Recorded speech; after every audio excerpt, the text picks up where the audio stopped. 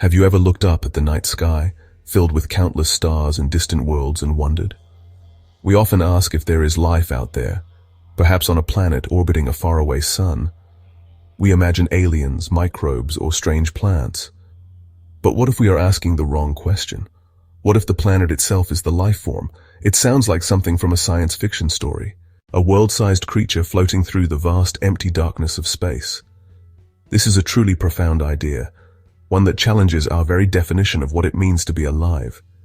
It asks us to see our own world not as a rock with life on it, but as a single, unified living entity. This idea is not just a fantasy. It is a serious scientific proposal with a beautiful name, the Gaia hypothesis.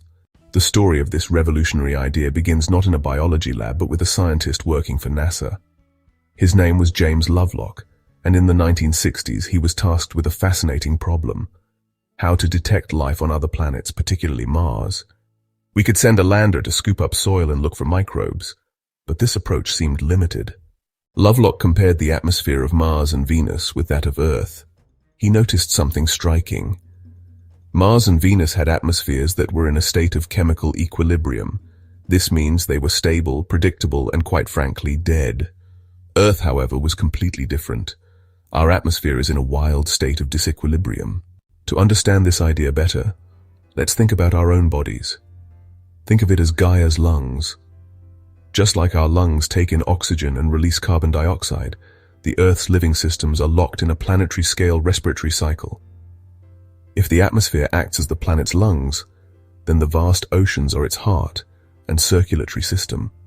It functions much like our own bloodstream, delivering vital substances to where they're needed and carrying away waste products. Perhaps the most compelling piece of evidence for the Gaia hypothesis is the puzzle of Earth's long-term temperature. With such a weak sun, early Earth should have been a frozen ball of ice. Yet, the geological evidence is clear. For almost its entire history, Earth has had liquid oceans and has supported life. The Gaia hypothesis suggests that as the sun grew hotter, life itself evolved ways to actively cool the planet, keeping the surface temperature within a habitable range. When James Lovelock and Lynn Margulis first introduced their hypothesis, the scientific community was deeply divided. To demonstrate this, Lovelock created a simple computer model called Daisy World. Scientists began to look for real-world evidence of Gaian mechanisms. One compelling example comes from marine phytoplankton.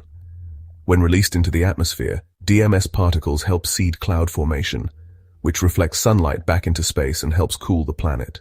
The Gaia hypothesis doesn't just change how we see our own world, it completely revolutionizes how we search for life elsewhere in the cosmos. We can study the light that passes through their atmospheres.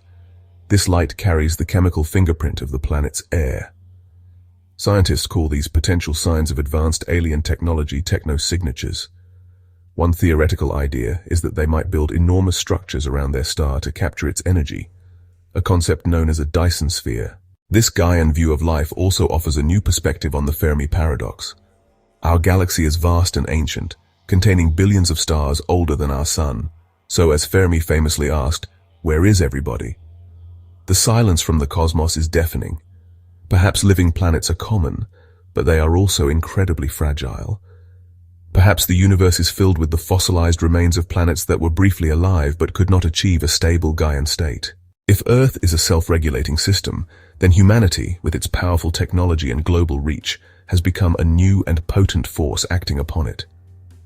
We are now in the Anthropocene, the age of humans, where our collective actions are the primary driver of planetary change. From one perspective, our industrial civilization looks like a planetary fever. However, this is not the only possible future. We do not have to be a fever. We can choose to become a different kind of force, a stabilizing one. The influence of the Gaia hypothesis extends far beyond laboratories and scientific journals. It provides a powerful, science-based narrative that resonates with ancient, holistic views of Earth. If the Earth is a living system, then it has intrinsic value, and its health is our health. We are not just rational animals on a lump of rock.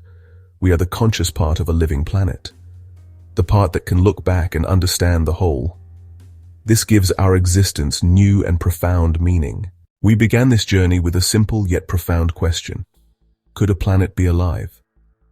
It asks us to see Earth not as a passive rock decorated with life, but as a single, magnificent, self-regulating system. We are children of Gaia. So the next time you walk through a forest, swim in the ocean, or simply feel the sun on your face, take a moment. Consider that you might be participating in something much larger than yourself. It leaves us with the most beautiful thought of all. We live on a remarkable world. A world that might just be alive.